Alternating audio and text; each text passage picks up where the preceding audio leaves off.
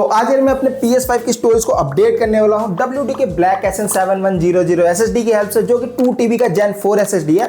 And same SSD हमने अपने new build अपने PC के अंदर as a primary storage use कर रखा है। काफी अच्छी SSD है, 7250 MB पर सेकंड रीड स्पीड के साथ आता है। तो PC के अंदर तो इसकी परफॉर्मेंस बहुत ज्यादा अच्छा था। अब टाइम है PS5 के अंदर इसकी परफॉर्मेंस चेक करने का। और बाय द वे जिनको नहीं पता, PS5 के अंदर हमको दो स्टोरेज अपडेट करने का ऑप्शन मिलता है। एक तो हम ये इंटरनल SSD इसके अंदर यूज कर सकते हैं क्योंकि हमको इसके अंदर ऑप्शन मिलता है, या फिर हम एक एक्सटर्नल डिवाइस यूज कर सकते हैं लाइक इस टाइप का SSD कार्ड, या फिर एक हार्ड डिस्क इसके अंदर हम as a external device use कर सकते हैं, जिससे हम इसकी स्टोरेज को अपडेट कर सकते हैं। बट एक्सटर्नल डिवाइस के अंदर हम सिर्फ PS4 की गेम्स को इंस्टॉल एंड प्ले कर सकते हैं। PS5 की गेम्स को हम स्टोर कर सकते हैं बट प्ले नहीं कर सकते। प्ले करने के लिए हमको एक इंटरनल SSD कार्ड को इसके अंदर इंस्टॉल करना पड़ेगा, और ये सिर्फ Gen 4 SSD को सपोर्ट करता है इंटरनली।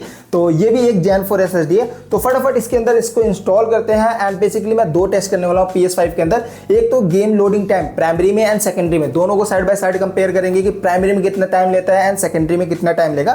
सेकंड हम primary to secondary and secondary to primary games transfer करके देखेंगे कौन फास्टली हमारे गेम्स को ट्रांसफर कर लेता है। और साथ ही इस SSD को मैं अपने PC के अंदर भी इंस्टॉल करूंगा और Gen 4 to Gen 4 data transfer करके देखेंगे कितना फास्ट हमको डेटा ट्रांसफरिंग स्पीड मिलता है। बट सबसे पहले इसको अपने PS5 के अंदर इंस्टॉल करते हैं। तो SSD इंस्टॉल करने के लिए जो डिस्क वाला साइड है उसके साइड वाला कंपार्टमेंट को ओपन कर लेना है। अब ये चाहे न्यू वेरिएंट हो या फिर ओल्डर फैट एडिशन हो, तो सेम डिस्क वाले साइड का कंपार्टमेंट को ओपन करेंगे तो हमको यहाँ पे SSD का स्लॉट मिल जाएगा, ऑप्शन मिल जाएगा। तो सिंपल से हम इसको ओपन कर लेते हैं।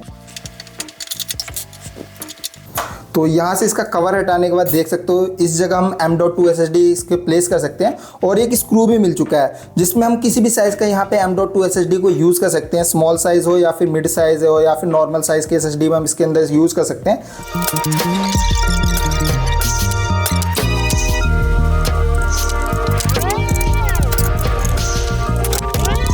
तो SSD को मैंने अपने PS5 के अंदर इंस्टॉल कर लिया और PS5 को ऑन भी कर लिया। स्टार्टिंग में कुछ परमिशंस मांग रहा था जिसमें मेरे को SSD को फॉर्मेट करना था और इसको कुछ परमिशंस देना था, तो वो सारा प्रोसेस मैंने कर लिया। सिंपल से चलते हैं सेटिंग के अंदर, और सेटिंग के अंदर स्टोरेज में चलते हैं, देखते हैं हमको टोटल कितना स्टोरेज इसके अंदर मिल रहा है। तो नीचे देख सकते हो M.2 SSD स्टोरेज का ऑप्शन आ चुका है। तो इसके अंदर हमको देख सकते हो शो कर रहा है WD black SN7100 2 TB SSD। Total free storage हमको शो कर रहा है 2 TB का। तो चलते हैं कंसोल स्टोरेज के अंदर एक गेम को ट्रांसफर करके देखते हैं कितना हमको टाइम लग रहा है एक गेम ट्रांसफर करने में अपने प्राइमरी टू सेकेंडरी में। तो सिंपल सा select item to move, okay मैंने सिलेक्ट कर दिया, मूव कर देते हैं, ओके। एंड देखते हैं हमको कितना टाइम लगता है गेम को मूव करने में। और लिटरली यहाँ पे भाई GB में स्पीड आ रहे हैं, देख सकते हो 30 सेकंड में हमारा ये 100 GB का गेम ट्रांसफर हो जाएगा। कंप्लीट 100 नहीं 95 GB का गेम है और 30 सेकंड में ये ट्रांसफर कर देगा। A few moments later. तो यहाँ पे हमारा जो गेम है वो ट्रांसफर हो चुका है। टोटल 30 सेकंड इसने लिया। 95 GB का गेम था, 30 सेकंड में इसने ट्रांसफर कर दिया। भाई लिटरली मैंने आज तक इतनी डेटा ट्रांसफरिंग स्पीड नहीं देखा था। ये मेरा फर्स्ट टाइम था जो मैंने देखा GBs में स्पीड आ रही है डेटा ट्रांसफर करने में। तो अभी सिंपल सा मैंने गॉड ऑफ वॉर ट्रांसफर किया था, तो गॉड ऑफ वॉर ऑन करके देखते हैं लोडिंग स्पीड कितना, मतलब लोडिंग टाइम कितना ले रहा है।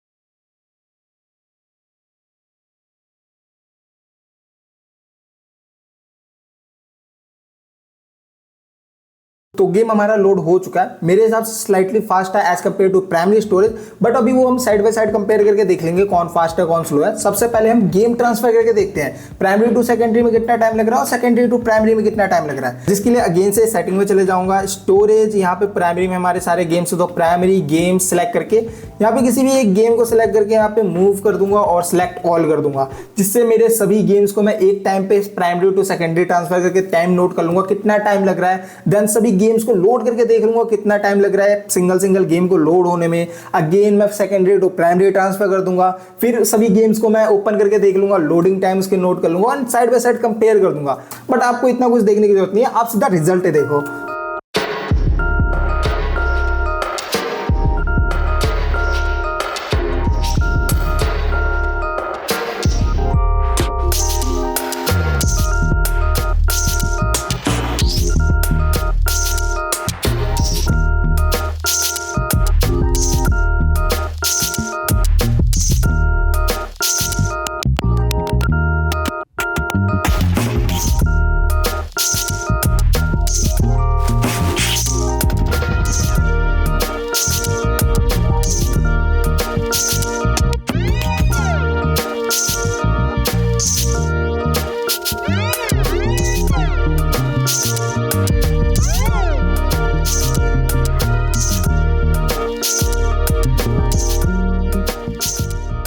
हमारे दोनों टेस्ट कंप्लीट हो चुके हैं, जिसका रिजल्ट आपको मिल गया होगा। गेम लोडिंग स्पीड का तो मेरे को भाई एडिटिंग में पता चलेगा कितने एमएस है, कितने सेकंड का डिफरेंस था, बट भाई गेम ट्रांसफरिंग स्पीड देख के मैं शॉक्ड हो गया। मैंने 625 GB का गेम ट्रांसफर किया प्राइमरी टू सेकेंडरी, उसको अराउंड 5 मिनट्स लगे, जो कि काफी ज्यादा फास्ट है, जीबीज में स्पीड आ रहे थे। But same he game same data मैंने सेकेंडरी टू प्राइमरी ट्रांसफर किया तो अराउंड हाफ आवर्स लग गए, जो कि वैसे तो काफी फास्ट है। उनको एमबीज में स्पीड मिल रहे थे, 300-500 एमबीज के आसपास स्पीड आ रहा था। बट अगर primary to secondary data transfer को कंपेयर करें सेकेंडरी टू प्राइमरी, बहुत ही ज्यादा टाइम ले रहा है। अब यहाँ पे देखो यार, डेटा ट्रांसफरिंग में दो चीज मैटर करता है, एक रीड स्पीड और एक राइट स्पीड। जिस ड्राइव से हम डेटा ट्रांसफर कर रहे हैं वहां पे रीड स्पीड मैटर करता है, और जिसमें हम डेटा ट्रांसफर कर रहे हैं वहां पे राइट स्पीड मैटर करता है। अब अपने फर्स्ट केस में जिसमें हमने primary to secondary data transfer किया, हमको जीबीज में स्पीड आ रहे थे। इट मींस कि जो हमारा PS5 का प्राइमरी स्टोरेज है उसकी रीड स्पीड काफी ज्यादा अच्छी है, और जो हमने WD का ब्लैक SSD यूज किया है उसकी राइट स्पीड बहुत ज्यादा अच्छी है। अब सेकंड केस में जब हमने primary to secondary data transfer किया तो इसके दो ही केस बन सकते हैं, या तो हमारे WD ब्लैक की रीड स्पीड बहुत कम है, या तो PS5 का राइट स्पीड बहुत कम है, जिसकी वजह से हमको MBs में स्पीड आ रहा है। और मेरे हिसाब से तो राइट स्पीड PS5 का बहुत कम है, क्योंकि सेम ही SSD मैंने अपने PC के अंदर भी यूज कर रखा है as a primary storage, and इसका मैंने डेटा ट्रांसफरिंग स्पीड भी चेक कर रखा है, जिसके अंदर राइट स्पीड इसका 4000 के आसपास आया था। स्क्रीन पे आपको टेस्ट रिजल्ट शो हो रहा होगा। एंड PS5 के अंदर SSD सेटअप करते टाइम भी PS5 ने SSD की रीड स्पीड 6950 MB पर सेकंड बताया था। तो अगर डेटा के हिसाब से जाए तो WD का ब्लैक SN7100 SSD हमारे PS5 की प्राइमरी स्टोरेज से भी ज्यादा बेटर परफॉर्मेंस दे रहा है। अब देखो, लोडिंग स्पीड तो मेरे को एडिटिंग में पता चलेगा, इसके अलावा जो हमने डेटा ट्रांसफरिंग स्पीड देखा उसके हिसाब से मैं बता रहा हूँ। A few moments later. तो अभी मैंने SSD को अपने PC के अंदर इंस्टॉल कर दिया है, क्योंकि अभी मैं PC के अंदर डेटा ट्रांसफर करके देखने वाला हूँ कितना स्पीड हमको मिलता है। मेरे पास जो प्राइमरी स्टोरेज है उसके अंदर मैं 100 GB का कोई डेटा ट्रांसफर करूंगा अपने सेकेंडरी जो मैंने अभी इंस्टॉल किया है उसके अंदर, देखते कितना टाइम लगता है एंड कितनी स्पीड हमको मिलता है। एंड सेम डेटा मैं प्राइमरी स्टोरेज में भी ट्रांसफर करके देखूंगा, जिससे मेरे को रीड और राइट दोनों का ही अच्छे से पता चल जाएगा कितनी स्पीड हमको मिल रहा है। तो ये फाइल मैं ट्रांसफर करने वाला हूँ अपने सेकेंडरी SSD जो कि मैंने अभी इसके अंदर इंस्टॉल किया है। और इसका अगर फाइल साइज दिखाऊं तो देख सकते हो 117 GB का फाइल है। तो सिंपल सा इसको करते हैं कट, एंड हमारे न्यू वाले ड्राइव में यहाँ पे पेस्ट कर देते हैं और देखते हैं ट्रांसफरिंग स्पीड। भाई ट्रांसफरिंग स्पीड क्लियरली देख सकते हो 3.3 GB पर सेकंड का स्पीड आ रहा है, और अराउंड 30 सेकंड में डेटा ट्रांसफर भी कर देगा। अभी अबाउट में 30 सेकंड ये दिखा रहा है।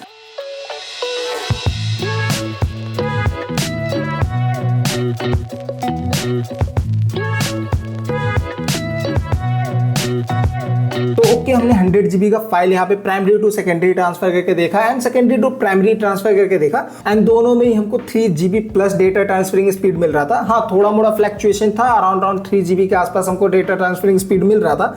बट पता नहीं क्यों यार, सेकेंडरी टू प्राइमरी ट्रांसफर करने में स्टार्टिंग में बहुत आराम से हमको 3.8 GB तक का स्पीड मिल रहा है, बट मिड में आते आते वो 1 GB के आसपास फ्लक्चुएशन करने लग जा रहा है। फिर मैंने इसका रीड एंड राइट स्पीड निकाला क्रिस्टल डिस्क मार्क से, और बहुत ही अच्छा रीड एंड राइट स्पीड आया यार। एक्चुअल में प्राइमरी से भी ज्यादा बेटर इसने रीड एंड राइट स्पीड दिया, जो कि तुमको स्क्रीन पे शो हो रहा होगा। बट फिर भी डेटा ट्रांसफरिंग करते टाइम मिड में जाकर के बार बार 1 GB के आसपास फ्लक्चुएशन करने लग जा रहा था। बट फिर भी SSD बहुत ज्यादा अच्छी है, बहुत ज्यादा अच्छी रीड एंड राइट स्पीड के साथ आता है। मैंने ये SSD 2 TB का 12,000 रुपीज का मंगवाया था Amazon से, लिंक मैं नीचे डिस्क्रिप्शन में दे दूंगा, तो अपने बजट के हिसाब से देख लेना। और सिस्टम को भी देख लेना भाई, अगर तुम Gen 4 SSD ले रहे हो तो तुम्हारा सिस्टम Gen 4 सपोर्ट कर रहा है या फिर नहीं कर रहा। पता चला तुम्हारा लैपटॉप या PC Gen 3 सपोर्ट करता है, तुम Gen 4 ले लिए, तो भाई उसमें कोई फायदा नहीं होगा। वो सपोर्ट तो कर लेगा बट Gen 4 वाली स्पीड नहीं दे पाएगा।